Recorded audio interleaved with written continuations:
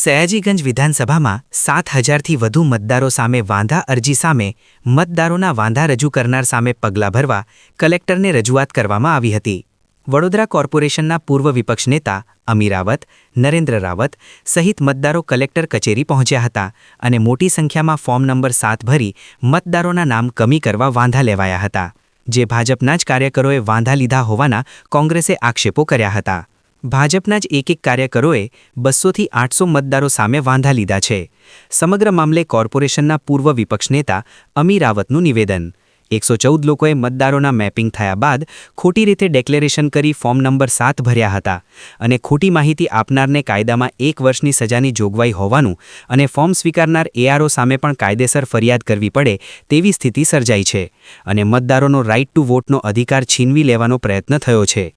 જિલ્લા કલેક્ટરને 2 દિવસમાં ફરિયાદ કરવા આપ્યું અલ્ટિમેટમ। જો જિલ્લા કલેક્ટર ફરિયાદ નહીં કરે તો અમે પોલીસ મથકમાં ફરિયાદ કરીશું ની ચીમકી પણ ઉચ્ચારી હતી। ફરિયાદ કરી આ બધા 114 જણે ભેગા થઈને એક ષડયંત્ર રચ્યું છે, જેથી સ્પેસિફિક લોકો મતદાર યાદીમાંથી બહાર થાય। સૌપ્રથમ તો હાજર છે, જે લોકો એ સ્થળે રહે છે ને એમના એબસન્ટના પુરાવા સાથે એ લોકોએ આપ્યા છે, એ તમામ પર કાર્યવાહી થાય કાયદાના રીતે। સાથે આ દેશદ્રોહનું કામ અમે કહીશું, કારણ કે જે ભારતે બંધારણીય હક આપ્યો છે એ હક છીનવી લીધો। એમની ડ્યુટીમાં એમને જે ગેરરીતિ કરી છે એના બદલ એમની સામે આપ ફરિયાદ કરો એવી અમારી રજૂઆત છે।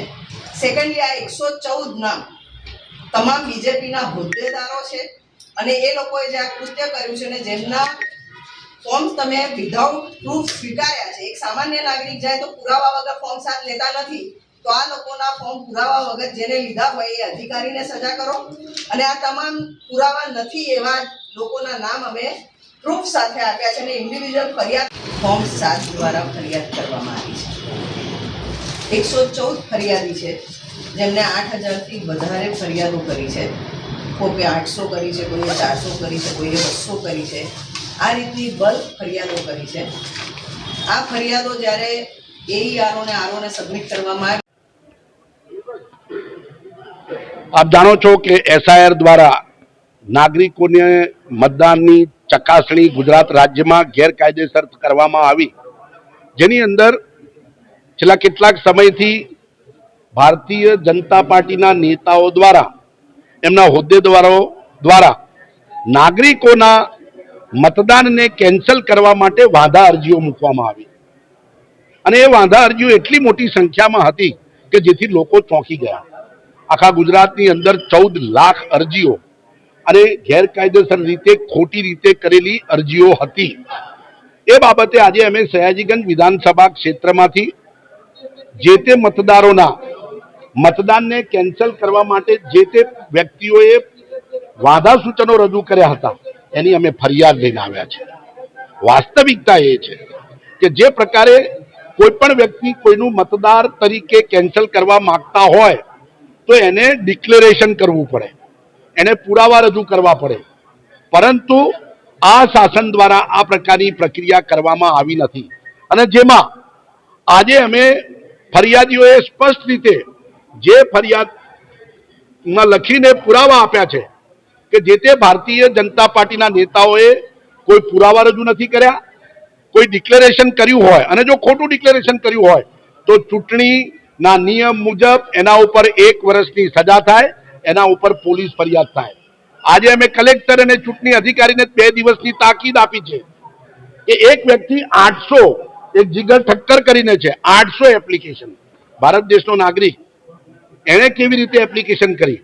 એટલે અમે કલેક્ટરને ફરિયાદ આપી છે કે તમે પોલીસ સ્ટેશનમાં કે કોર્ટમાં જે લોકોએ આ પ્રકારે ખોટા પુરાવા આપ્યા છે એમના ઉપર તાત્કાલિક ફરિયાદ કરીને એના ઉપર કાયદેસરની કાર્યવાહી કરવામાં આવે અને આ કાયદેસરની કાર્યવાહી કરવામાં કલેક્ટર શ્રી પણ નિષ્ફળ જશે તો કલેક્ટર શ્રી એટલે ચૂંટણી અધિકારી ઉપર પણ અમે ફરિયાદ કરીશું એવી અમે લેખિતમાં વાત કરી છે।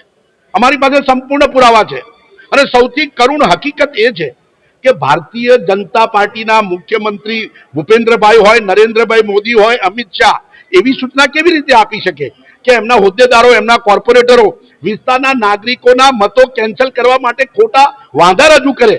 તમે કલ્પના તો કરો ચૂંટણી જીતવા માટે એક ભારતીય નાગરિકનું નાગરિકતા માટે એની ચૂંટણી અધિકાર મળે, ચૂંટણી વોટિંગ કરવા ન જાય અને ભારતીય જનતા પાર્ટીના નેતાઓ જીતી જાય એવી હલકી કક્ષાની નીચ કક્ષાની હરકત ભારતીય જનતા પાર્ટીના નેતાઓએ કરી છે. મતદાન આપણો મૂળભૂત અધિકાર છે. લોકશાહીમાં મતદાનના કારણે આપણે બધા છીએ અને એક મતદાર તરીકે તમે કેન્સલ કરવા માટે નેતાઓ આટલી નીચલી કક્ષાએ ઉતરી ગયા. હું સ્પષ્ટ રીતે મુખ્યમંત્રી ભૂપેન્દ્રભાઈ અને ભારતીય જનતા પાર્ટીના ધારાસભ્યોને પ્રશ્ન પૂછું છું, શરમ કરો. ચૂંટણી જીતવા માટે મતદારો કેન્સલ કરશો. એક તરફ કહો છો કે અમે તો બહુ લોકપ્રિય સરકાર, લોકોના કામો કરો છો. 13 લાખ તમે જે પ્રકારે મતદારો કેન્સલ કરવા અરજી કરી, આજે અમે ડિટેલિંગ લાવ્યા છીએ. તમે ચોંકી જશો. એક વ્યક્તિ 800, 400, 500 અરજીઓ કરે અને એ બી ભારતીય જનતા પાર્ટીના કોર્પોરેટરો છે. એટલે કે એ મતદારનું વોટિંગ કેન્સલ થાય અને એ લોકો ચૂંટણી જીતી જાય અને શાસન કરે. આવી હલકી કક્ષાની લોકશાહી વિરુદ્ધનું કૃત્ય. પરંતુ આ લોકો પકડાઈ ગયા છે કારણ કે કાયદાની દ્રષ્ટિએ વાંધા સૂચન આપતી વખતે જે ભૂલ કરી છે, જેના કારણે એમના 114 જણના સયાજીગંજવાળા જે પણ છે એમના ઉપર પોલીસ એફઆઈઆર, એના ઉપર પોલીસ કાર્યવાહી, કોર્ટની કાર્યવાહી કરવા માટે અમે કલેક્ટરને આજે તાકીદ આપી છે. આના પછી અમે પોલીસને પણ ફરિયાદ કરીશું, અમે એઆરઓને પણ ફરિયાદ કરીશું, પણ જવાબદાર મુખ્ય ચૂંટણી અધિકારી છે અને આ બાબતે તાત્કાલિક પગલાં લેવા એવી માંગણી કરીશું.